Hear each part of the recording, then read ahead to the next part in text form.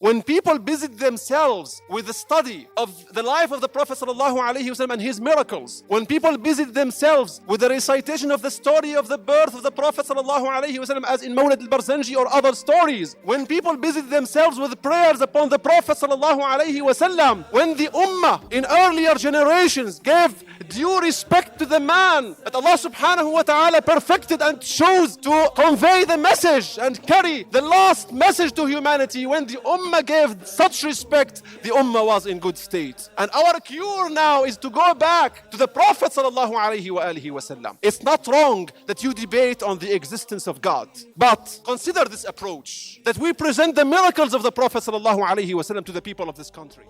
Messengers of